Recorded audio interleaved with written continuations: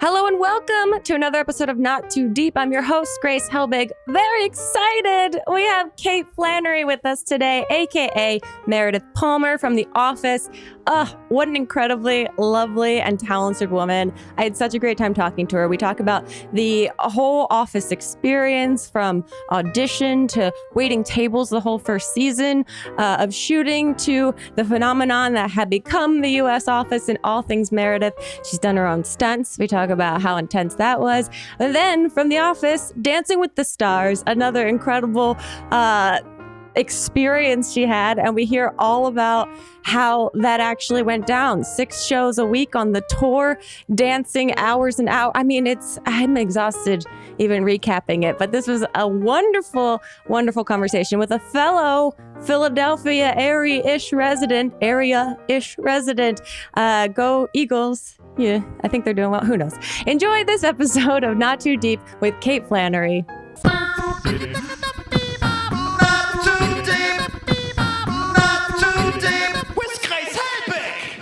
Okay, Kate, this is so exciting. Thank you for making time and being here. I'm so excited to talk to you.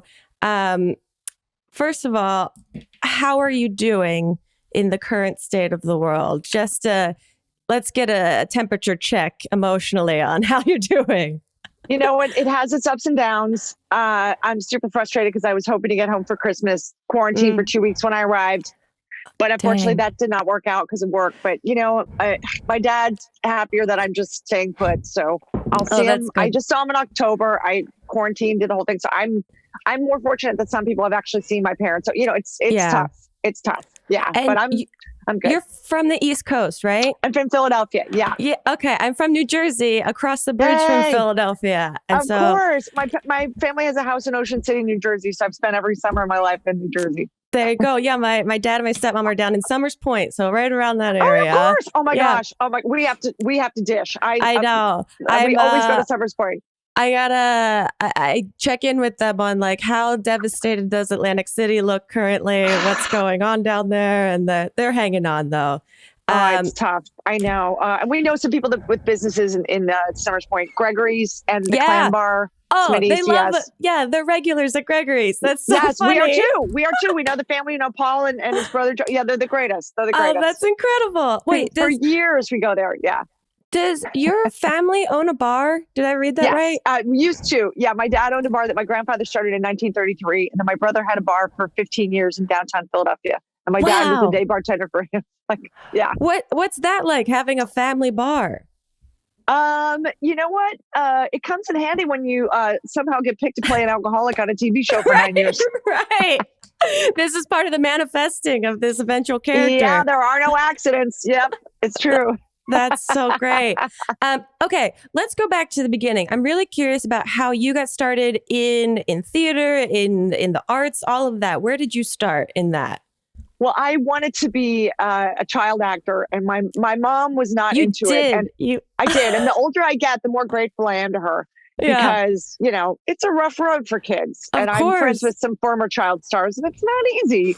Yeah. So yeah, I think the long road was definitely worth it. But yeah, so I think I had an audition for the TV show Zoom, but was not allowed to go.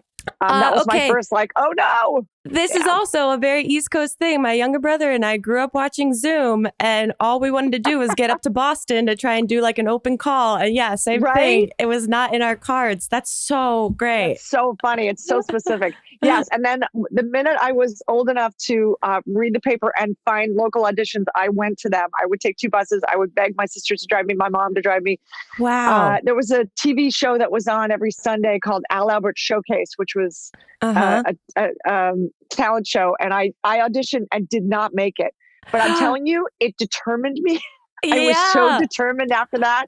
What was your audition? Do you remember what you did? It was right when Annie was really big. So I sang a song from Annie, and so did 14 other girls. But I just assumed that I was going to sing it better than everybody else. That was my mentality. Of course. Way to go. Yeah. And then when I was a senior in high school, I auditioned for dinner theater and finally got in. And my mom actually let me do the show. So I felt excited because I got to leave on Wednesdays after 4th period because I had a matinee. That's so cool. I did Bye Bye Birdie at Riverfront Dinner Theater in Philadelphia. It was a great learning experience doing 8 or 9 shows a week. It was great training and being in school, and it was awesome. And then I studied theater. I auditioned for Shenandoah College and Conservatory Music because my best friend, who was a year older than me, went there, and I got a scholarship. So I went there for 2 years, and then I decided that my category was kind of dying out on Broadway since Andrew Lloyd Webber had sort of killed that funny female thing. It wasn't really happening. So I decided to switch my major to acting, and I got a Bachelor of Fine Arts at the University of the Arts in Philadelphia. Oh, very cool. So I actually graduated from there. Yeah. So at that point, you had kind of known that like comedy was more of the avenue that you wanted to go down? A little bit, yeah. And then when I was a senior in college, my aunt, my mom's sister, who lived in Chicago, sent me a ticket to come to Chicago to check out Second City. She thought it'd be a good fit. Oh, how cool. And the first time I went to Second City, Jane Lynch was on stage understudying for Bonnie Hunt. Little did I know I would later become Jane Lynch's understudy. And we worked together. I mean, and Jane and I have worked together for years. So it's such a crazy small world. All of these manifestations keep popping up. That's so wild. It's nuts. Yeah, so, you can sort of see the line. When you went to Second City, was that like oh yeah, I'm into this. This is what I want to do kind of thing? Yeah, I was sort of like, oh my gosh, where have you guys been? I'm home. This is it. This is so crazy. I love it. Yeah. And then I studied there and then got into the touring company. And then I was also in another theater there called the Annoyance Theater, which had a lot of people that were doing both places. And I was in Jill Soloway did a show called The Real Life Brady Bunch, she and her sister Faith. And I was in that, and that actually toured for a while too. We were in, we actually played off Broadway at the Village Gate on Bleecker Street. And then we were in LA at the Geffen Playhouse. It used to be the Westwood Playhouse. And then I did the tour for a year. We were at the Kennedy Center for 7 weeks. Wow. Just like this thing that kind of kept, What's it like doing a touring show? That must be wild. Like you're moving all the time, you're playing all the time. Like it must be so fun, but I'm sure exhausting too. Yeah. You know what? When I first did it was 93, 94. And now I feel like I'm 93, 94. But the first 6 months of the tour, we were in a place for at least a month, like a theater for at least a month at a time. And then the last 5 months, we were on a tour bus, like with sleeping compartments. And Anna Gasteyer was actually on that tour. Oh, wow. Yeah, it's so funny. And then I toured sporadically with Second City. We didn't go out for as long. Like we might be gone for like maybe 10 days or 2 weeks, but we didn't really go much longer than that. And then when I started touring with Jane Lynch, we would do like 20 days and, because we do these big Christmas tours now. So like sometimes that's 30 days. And then I just toured with Dancing with the Stars, which was kind of like this crazy gift. And I actually got to do, I was supposed to do 54 shows, which is crazy considering I was the oldest contestant. Everybody else just got like a week or two. 54 shows. It was nuts. But because of COVID, we got cut a little short. So I just did 45 of my 54 shows, but I'm very proud. 45, I know, just a smaller number, just 45 dancing shows. That's so wild. Crazy. And getting to host too. And we got to host, we got to perform at Radio City, the Grand Ole Opry, the Fox Theater in Chicago. in Atlanta. Oh my God, it was so what a fever dream. It really, really was. I got the bedroom in the back of the bus. I felt like Whoopi Goldberg. I'm like, what is happening? So funny. Yeah, prime real estate. That's nuts. What was it like when you met Jane Lynch to tour with her? Like, did you tell her that you had seen her in a show? Like no. Yeah, I was already her understudy. Like we had worked together for years. Before that. Doing the Real Life Brady Bunch and knew each other from Second City as well. Yeah. So we were singing together at benefits. And then when Glee ended and The Office ended, which was around the same time, she got an offer to do a cabaret act and she didn't want to do it by herself. So she asked me if I'd do it with her. Gotcha. So that's so cool. The rest, as they say. Yeah. So it's so fun. We've gotten to play Joe's Pub and the Kennedy Center and the Lyric in Chicago. So many great places. And we did a Christmas album that did really, really well. So we get to do a big Christmas. I'm literally contractually obligated to tour with Jane Lynch every Christmas now. So what a gift. On tour next year. I know. It's such a fun. Yeah, we have such a great time. There's such great chemistry and the band is fantastic. And, we get to write our own stuff and it's just a dream. Yeah, that sounds awesome.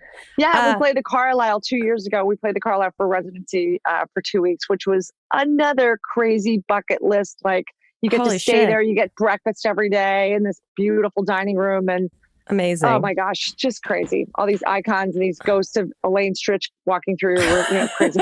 That's fantastic. Okay, let's go back to obviously The Office.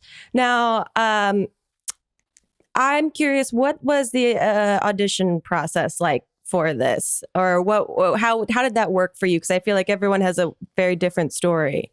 Well, initially I auditioned for the part of Jan for the pilot, and I did not get it. They clearly went a different way. And then that was in February, and then in August, I got called in for a different part, and I went in to read for it, and they said no makeup. Now, usually when they say no makeup, it's like usually wear like lip gloss and mascara. You know what I mean? Something a little bit. Yeah. They're like, take it off.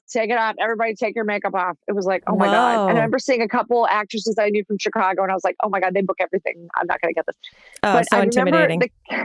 The casting director said, just keep it really small. And I'm like so used to doing these huge theaters playing in the back of the house, as they say. Yeah. Because I had also had the other theater experience I had was in 1996. I was off Broadway doing Valley of the Dolls. We did a stage production of the movie. It was very campy. It was like kind of like pre-YouTube theater where it was like cult following, Yeah. So I had to like learn how to figure out how to bring it down for this audition for sure. So I read for it twice, and then by the time I got home, they told me to go to Gower Studios. I did it again. By the time I got home from that, then I found out I got the job. But I didn't exactly know what the job was going to be. I didn't know if I was going to be in every episode. They had it just kind of worked out like that, where we were just, luckily there was about 6 of us that were just there the whole, they could have just hired somebody else to, put a red wig on them and use the back of their head. I don't know, but it is such a great process. I mean, people that I think don't work in the entertainment industry, it's hard to understand like the concept of like booking a pilot and not knowing anything about like managing your expectations of where this thing could go. Because I think I read that you kept your waitressing job the whole first season. I did, because I didn't know. And we were only doing 6 episodes the first season, which is not really enough to quit your job. I mean, because if it doesn't go, you're like, okay. It's like, you still have to get another job later. So I literally covered my shifts during the week, and I worked my Sunday brunch. Wow. Yeah. So what was that first season like? Because everyone is obviously pure, unaffected, and also just trying their best because you don't know, but everyone wants this thing to be good. Like, was there any sort of kind of secret feeling that this had a special mix to it? Well, you know what I loved about it? No, of course I'd watched the British version, and there was kind of a history of American versions of British shows bombing so badly. But Greg Daniels, who's our showrunner, he was so specific about this process. They literally told us to bring in paperwork so that we could actually be working. So that if the camera catches us, we're not pretending to work, we're actually working. That's great. So that really created this kind of, I don't know, Meisner type. I don't know. It was a very good experiment. It was awesome. And then we had our camera guys on our DP, they were actually from documentaries, and they had worked on the show Survivor. So they were actually like so used to catching animals in the wild. So that's kind of how they treated us. That's fantastic. So it's kind of a perfect storm of like somebody who had a very specific vision of how to capture us and a very specific intention for every day. So you're not putting on anything. You just, literally, you're a person who works in an office where there's cameras, and you're so uncomfortable by that. Right. Yeah. So that was never, it was never forgotten. That was never thrown away. So we really kind of understood the heart of it. So it really, really helped, I think. That's so cool. And it feels like you all obviously meshed so well together that it must have felt like a family on that set. Absolutely. And I knew Steve Carell from Second City. We weren't in the same cast but we were there at the same time. And I knew Angela Kinsey because we were in an all-chick improv troupe called Bitch Planet like 2 years before that. Love it. So crazy. And I knew Dave Keckner, who plays Todd Packer. I knew him from Chicago. We did the Brady Bunch together, and we were at Second City and Improv Olympic together. And that's so all great. that stuff. So many full circle moments. Yeah. And now you do a lot of your own stunts on this show. I did, yeah. Yeah. Was this pre-required, or was this something you volunteered for? Or was this like I kind of volunteered, and it was sort of like this, just kind of, I remember there was a photo shoot where they were, it was a Halloween picture of Michael Scott and Dwight, and they were dressed as Crockett and Tubbs, and I was dressed as Madonna. They asked me to dress like Madonna. They dressed me up. And for some reason, like, no one else was asked to do it. And I was like, oh, like, I'll do it. Yeah. I mean, I barely talk to this. I'm like, where? And I think they kind of got a sense of like, okay, I was kind of up for everything. And I really love physical comedy. And sometimes my lines would get cut because my face would basically say what my line was anyway. So there's some episodes where I'm a little quiet, but strangely present in a way that I wasn't expecting to be. So I want to say that to all actors. If you're looking at a script and counting your lines, don't do that, because it's really not about that. And it's kind of a, it's I don't know, it's kind of a trap to do that. You're not really trusting the process. And the show is truly, it rewards subtleties so well. That's why it's so fun to rewatch, because you're constantly picking up a very small, little nuanced thing in a background. Right. They don't tell you when to laugh. Yeah, they don't tell you. You can be laughing over a moment and then watch it again and go like, oh, I missed that because I was laughing before. And now I get, I love the layering of it. I love this. I love that it never changed through the years, especially with Meredith. Because sometimes characters evolve and they suddenly become expositional and they sort of lose the thing that was funny about them. Right. It happens all the time on long running series. And I have to say, I always felt like less is more. And I felt like Meredith never outwore her welcome. I think fantastic. That's a good thing. Now, at what point do people start recognizing you in the real world? Because you're obviously incredibly recognizable in this part. Was there like a time period where all of a sudden the shift happened and people were either approaching you or noticing you? Well, even a little bit during first season, because I was still waiting tables until the beginning of second season, till we actually got picked up, which was, almost a year. Yeah. And people say like, hey, excuse me, aren't you lactose intolerant? And I'd say, yes, thanks for not mentioning my hysterectomy. Because those were two things that came up in the first season. So amazing. And then I think probably the end of season 2, because, 40-Year-Old Virgin was coming out right as we were starting to shoot season 2. And it was such a huge hit. I mean, Steve, there were posters of that movie everywhere, absolutely everywhere. And I felt like, it just was this thing where we felt like we had the guy. He's the guy, and everybody wants the guy. We have the guy. So it's kind of crazy. What's the strangest or most unique way that people approach you? I've been sent many drinks in bars. Have you? Even on airplanes. Yeah, they'll just like. And I'm fine with that. It's a beautiful thing. I appreciate it. Yeah. When times are tough, that's wonderful. Yeah, it's very sweet. Yeah. So sometimes I'm not the one that's going to drink it. My boyfriend might drink it, but I'm like, thank you. Yeah, it's awesome. Oh, that's really sweet. One time I was walking through a hotel and someone grabbed me and begged me to do their wedding photos with them. So I'm next to the bride and groom. I'm just like, I'm about to stop. I'm like, what the hell is going on? That's fantastic. The constant yes and, even in real life. Right? It's wonderful. You can't make it up. I love it. Okay, we're going to take a quick break. When we get back, I want to ask you about your boyfriend, because you guys met on the set, and I'm a little curious about it. Okay, we'll be right back with more Not Too Deep. Not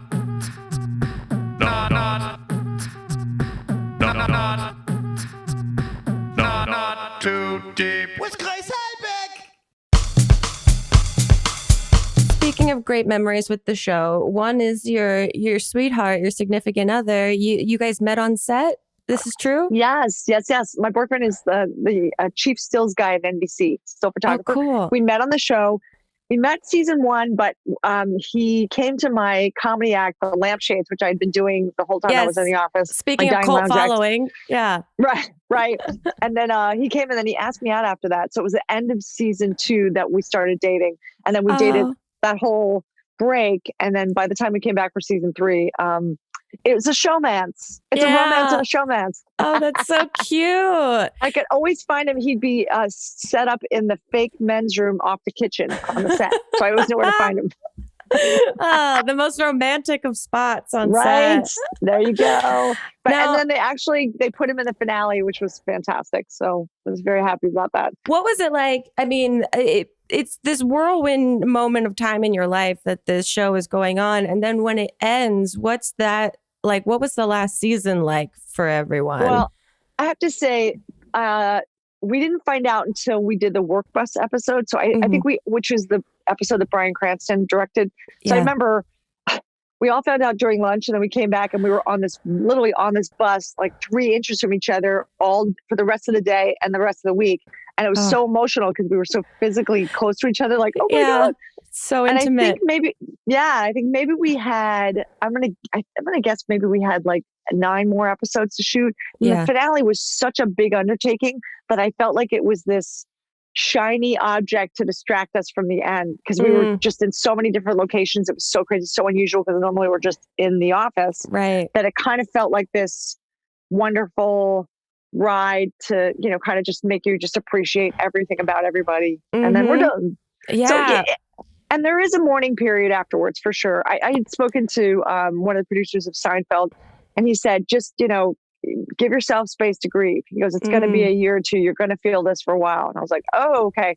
So I was just glad somebody actually put some words on. And it's graduation. This is a happy thing to have a long run of a show that has a great finale that people still care about. So you just, have to, but I wrote this little piece for the Huffington Post right as the finale was about to air. And I just talked about how, I really felt like Meredith was the onions. Some people are the main course, some people are the side dish, but like I was the onions. I felt like I was always around, just with enough flavor. And and that's why it's so iconic that you were a very constant through line for people, and they knew that they were going to get something hilarious from you every time. It was like you could trust this character to deliver something very wonderful for you. The best writers, seriously, the best. I mean, people say like, oh, did you have ideas? I would sometimes get to improvise a little bit, but I'm telling you, it's like when you have Mario Andretti driving your car, like don't take the keys, sit in the back and shut up, enjoy the ride. Totally. And I mean, the wonderful thing about the internet is now this show lives on forever. And I'm sure every year you have an influx of new people that have just decided to binge it and are getting into it. And the memes will live into infinity, which is so cool to be like a part of this like fraternity almost in some capacity. Yes, it is an honor. It's so cool. Now, the other big hit program, Dancing with the Stars. Let's talk a little bit about this because you have a theater background. You've done live shows. What's the call like for Dancing with the Stars? Was this something in your world at all before it became like a reality? No, I knew one of the story producers on it from a long time ago, and he didn't even work on it when I got the offer. Yeah. But I hadn't danced since I was in college, the first college in Virginia. So like literally I was my late teens, early 20s, and I really had not danced formally since then. Jeez, and I was not big on cardio, and I was a little heavier, so I felt like, oh my God, I don't know if I can do this. This is crazy. It's truly crazy. That's why I'm like, I have nothing but the most respect for you. I'm not a dancer or musically inclined in any capacity, and you did not look like you did not know how to dance at all whatsoever. It's so impressive. Well, I did have the best teacher. I mean, Pasha Pashkov, he and his wife, Daniela Karagash, they're 7-time national champs. Incredible. Now they're both on the show. I mean, and they won Blackpool, which is the biggest, that's the highest ballroom dance competition ever. And, they came to the show coming right off of their championship, which is very rare. Some of the other dancers didn't really go down that road. Like they're just super accomplished, but not necessarily world champs. And so it's like one of the highest pedigrees, and they're the best teachers. And Pasha's just the greatest, most patient person. And I think he really understood. He was also a huge Office fan, which I loved. Oh, fun. So it was his first season on the show. And so he was like, oh my God, I'm so happy I got you. And I'm like, oh my God, I'm so happy I got you. Even though I'm so sorry that I'm not younger and stronger. But it's fun. So when you get asked to be on this show, was it an immediate yes, or were you having to think it over in any way? I had to think it over just because it's a lot of work, and it's you literally train 2 weeks before the first episode, Wow. 5 days a week, and then you go 6 days a week, and then it goes to 7 days. It's 7 days a week, like 3 weeks in, but it's Wow. long days. You start. I think it's 5 hours a day, and then it goes to 8 hours a day. It's a lot, and I ain't no spring chicken. It's so wild. What was, the experience, because it's live television too. So you're added on that like pressure of it being like, you can't edit around this situation in any capacity. Right. I think the biggest thing I learned was the second episode. I remember our last camera blocking, we went to do it, and I started improvising because I thought I was kind of like helping. And he was like, you can't, he almost tripped over me. He's like, you can't improvise. Like, you can't do that with 2-person partnering. Like, you can't do that with a foxtrot. There's no improv. You've got, which is, so my strength is now my weakness because I can't do that. So it was a really interesting lesson to just know, like, okay, we just have to do this. And if you make a mistake during rehearsal, you got to go back to one every time. You got to start at the beginning every single time. Ooh, it's like, it's a lot. Yeah. It seems like that tests you physically and mentally the whole time. Absolutely. Yeah. And then you get to the 2 dance thing where you're like, what? Oh God, so I can't. crazy. I know it's a lot to take on, and they present it so like fun and like light and exciting, but you guys are working your asses off. It's really, really intense, but it was great. I really felt like, I was just trying to represent for everyone getting older who feels like that ship has sailed. It's like, no, there might be a boat waiting for you. Get on it. Yeah. Give yourself a shot, because if I can do it, you can do it. I mean, really. 100%. And then what was it like doing the touring show? You said you did 45 cities. That seems like I can't even process that in my brain. I was actually a little less than that because sometimes we did double shows. I think on 6 of the cities were double shows.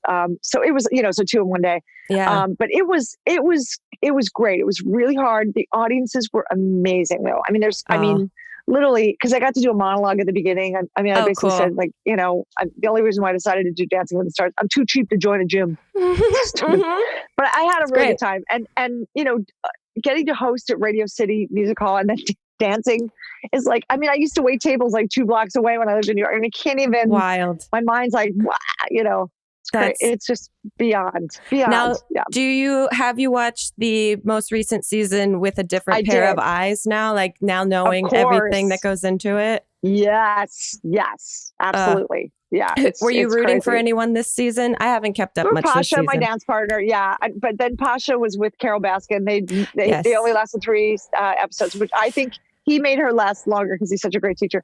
And so I was, of course, rooting for his wife, Daniela, who was with Nelly. Yeah. And this is her first season with a celebrity. She was on last year, but she just did the featured dances. So I was rooting for Nelly and Daniela. I thought she was amazing. I think she brought great things out of him. He can dance now. He couldn't dance before. He can dance now. I feel like that's the overall takeaway is that you learn that you can actually dance now. Crazy. Now, do you watch reality television? Not much. Or what do you watch? Much. What have you been watching this year? I just watched Queen's Gambit. I'm watching Fargo, the latest Fargo. I just watched the latest version of The Crown. I skipped a couple seasons on The Crown because I realized I already know how this works out. So I can go back. It's okay. It's not really a spoiler alert. Like I'll go back and I'll be delighted like everybody else. But 100%. Yeah. You're also, I'm so curious about Cameo. You've been doing Cameo now. And what is that experience like for you? There are a few of us on Cameo from The Office, and it is bonkers. It's bonkers. I mean, I have wished so many people happy birthday.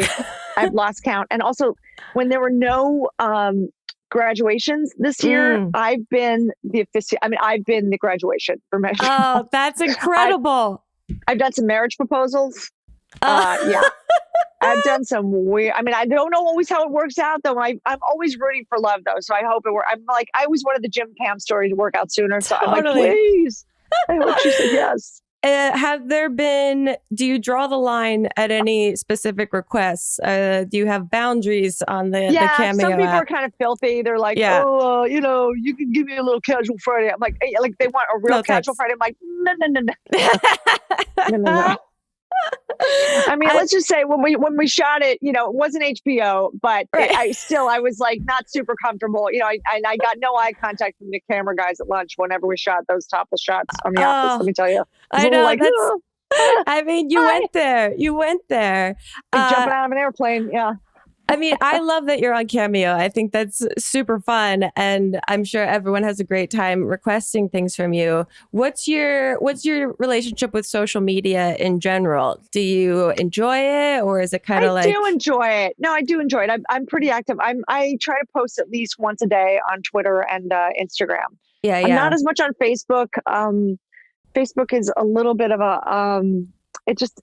I don't know. It feels like it's a different kind of feed and it's a little slower. So I feel like I just don't have the the time for it. Yeah, which is a bummer. But yeah, I love to interact with fans, and I've and doing big shows, live shows with Jane and Dancing with Stars and stuff. I've gotten to meet so many people that have come to shows and been, there's so many loyal fans. I'm so grateful. I mean, it's so cool. It's awesome. It's surreal. It's fantastic. It's so cool. Now, I'm always asking everyone, what have been your like pandemic quarantine go-tos? Have you developed new hobbies? Have you learned some lessons about yourself? Well, I've been trying to walk 2 or 3 miles every day, just to keep. Some of it's just for my head, and some of it's just on the elliptical because I can't get out sometimes. But I feel like that's kind of this a thing that just kind of, it's like something to accomplish every day. Yeah, no, that's it's great. hard to feel like you're getting anything done. I've taken a bunch of classes. I've taken a writing class. I've taken a kind of what do I call it? Like sort of a psychological, like kind of a self-analytic, nice. Look at your business kind of a class. I've taken a few things like that and had some great teachers. And that's very because weren't you teaching before? Were you teaching a class years somewhere? before? Yeah, right before The Office started, I taught kids from 5 to 12. I was the music director at the Los Angeles Drama Club, and we did Shakespeare. Cool. The kids did Shakespeare, and so we would do some songs that were relevant to the stories. We would put in certain songs like from Peter Pan or from Oliver. And then we would end every show with Brush Up Your Shakespeare. So I was on the piano like, hey kids, How do you teach Shakespeare to children? They're little sponges. So they're really adaptable. They are so much easier to get it than I think teenagers or adults. I mean, sure. And some of it you have to repeat for them to get. I mean, they read, but it's more like a repetition thing. And then once they get it, they're off to the races. They kind of understand what they're doing. They understand who they're talking to and what's happening. So they just go for it. It's totally. fantastic. Oh, that's so cute and good for them. I'm still trying to figure out what Shakespeare is in my world. Okay, we're going to take one last break. When we get back, I have a bunch of questions from Instagram for you. So we'll be right back with more Not Too Deep.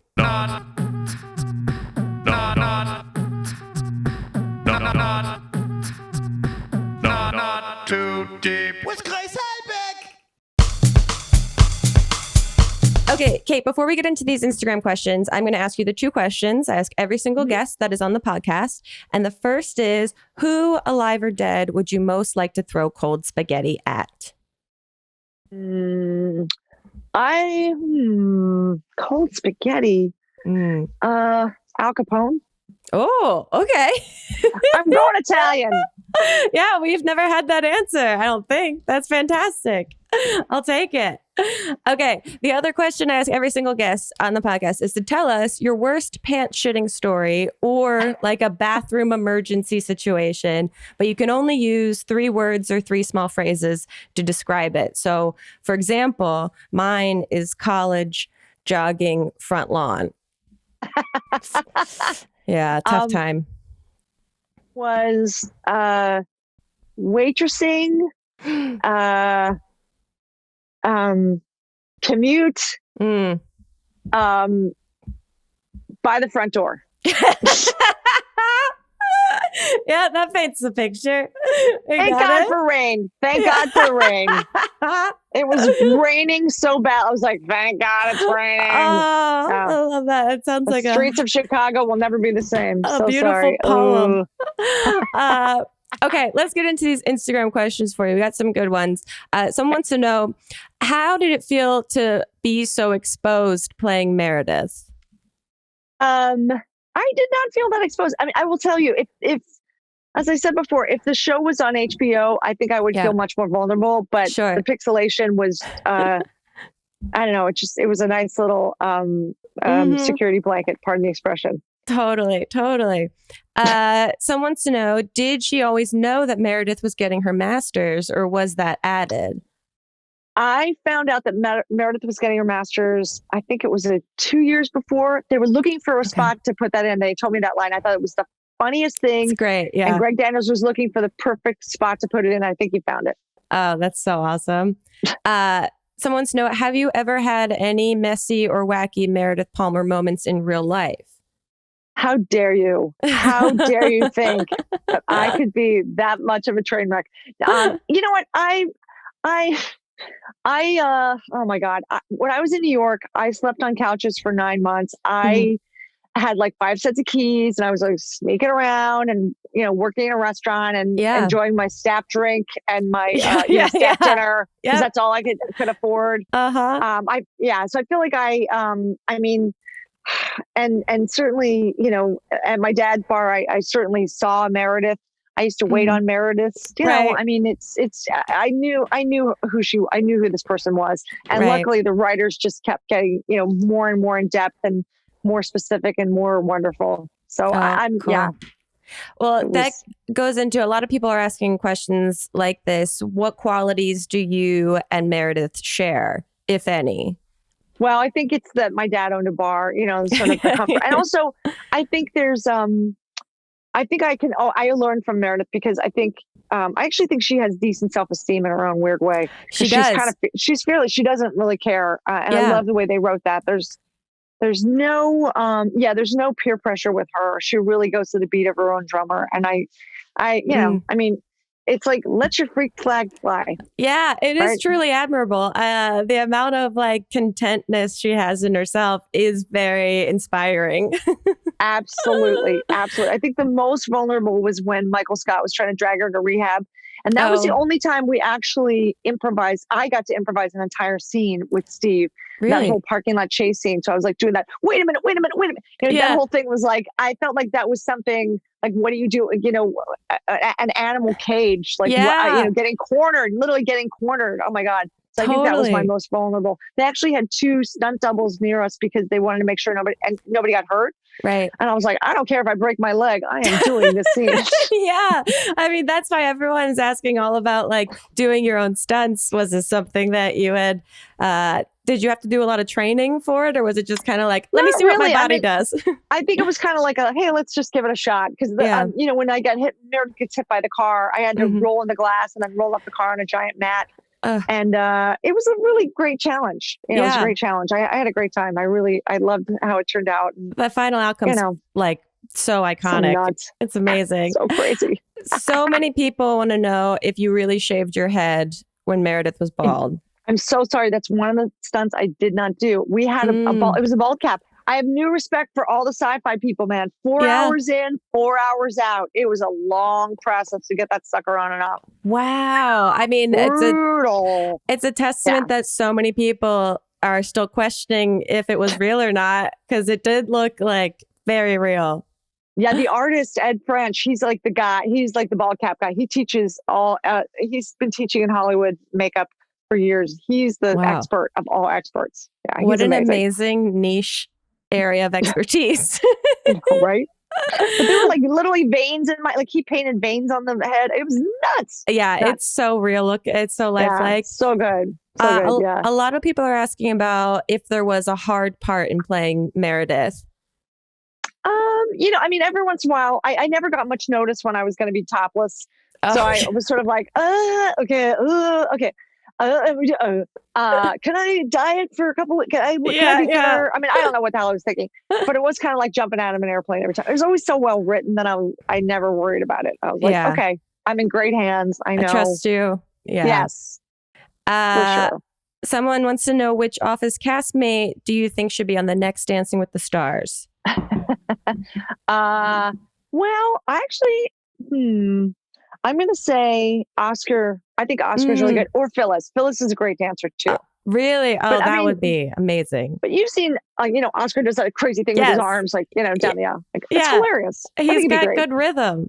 Yeah, he actually came to the show. He came in the audience. It was in the audience. Actually, Angela came. Leslie David Baker, who plays Stanley, came. David, the guy who plays David Wallace, Andy Buckley, Creed came. They all came. But I felt like Oscar. I almost wanted him to have a dance off with Bruno when we were there. I thought, this is such a good. This is the moment. This is it. Someone wants to know, how do you think Michael Scott would handle a pandemic? Horribly. Yeah.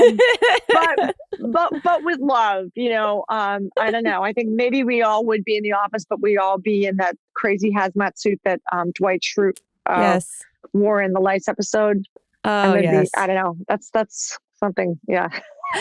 Someone wants to know, what do you love or hate most about Philadelphia? God, there's so many great things about Philadelphia. The people, the food, the music, the architecture. It was just a great place to go to school. It's a great place to be from, and it's a great place to go back and visit. And I just love where it is on the planet. I love that it's close proximity to all these different places, and yet it's wonderful all in itself. But the fact that it's like so close to New York, it's just it's awesome. The thing I don't like about Philadelphia is that it's so far away from California, and I can't get there as often as I wish. Very true. Very true. Okay, someone wants to know how she likes her steaks from Outback cooked. I'm going to say medium. Yeah. Some places I'd say medium rare, but Outback I say medium. Okay, perfect. Same. Okay, last question. Sorry if you hear my dog. I think there's a delivery happening in my house right now. So many people want to know what's happening next for you. I have a movie coming out next month in January called Golden Arm. It's a movie about female arm wrestlers. Are you serious? I'm not kidding. It's awesome. It's Betsy Sidero, Mary Hollandaise, Dot Marie Jones, Ron Funges. It's going to be really, really fun. We shot it. Actually, we were supposed to be at North by North. Yes, we were supposed to South by Southwest this past March, but because of the pandemic, we could not go. So yes, but it got sold to HBO, and we're very, very excited. So you guys can catch it on HBO so very, exciting. very soon. How did you prep for this film? Well, this is like a world I'm so fascinated in. So I'm like, it was literally, it was right as it was before I started my official Dancing with the Stars training. So I was doing some gym work, and then they gave me a tutorial on the secret to arm wrestling, because it's like a real world of people that compete in this world. It is, and actually, Dot Marie Jones, who used to be on Glee, she is a former arm wrestling champ, which is so crazy. Full Fun circle fact. for her. I love that she was in this movie. Yeah. How cool. We shot it in Oklahoma, and luckily through the magic of movies, I was better than I really am. But that's okay. It's great. I can't wait. It was really fun. And the other thing is that I'm promoting. Oscar Nunez and I are actually going to be on the NBC New Year's Eve special. Because we're promoting the fact that The Office is leaving Netflix and going to Peacock. But I have to tell you, there's a huge asset to the move. And people don't realize this. We're actually putting back in these deleted scenes that weren't even on the DVDs. And they're going to have these super fan episodes that are going to be extra long with storylines you've never seen. And they were shot back then. Holy shit. It's so weird. We just did some some ADR. They just restored a lot of the film and put it back together and made sure, we sounded good. So I'm actually really excited to see these longer episodes. It's crazy. This is incredible. And for everyone that's already binged every possible episode, there's new stuff and for you'll them. have the option. You can watch it like you always do, or you can watch it with this longer storyline. And there's a lot of Pam stuff that got deleted. A lot of Meredith, a lot of Toby. How cool. Yeah, it's going to be really fun. I'm kind of excited. I hope people make the jump. I know it's really hard. But I'm it'll be worth emotionally it for people. Yeah, I think it will be. Oh, that's so cool. Yeah. Kate, this has been so fun. Thank you so much for making time. Thank you, Grace. Of course, before South you Jersey leave, girl. yeah, before you can see my roots are coming in.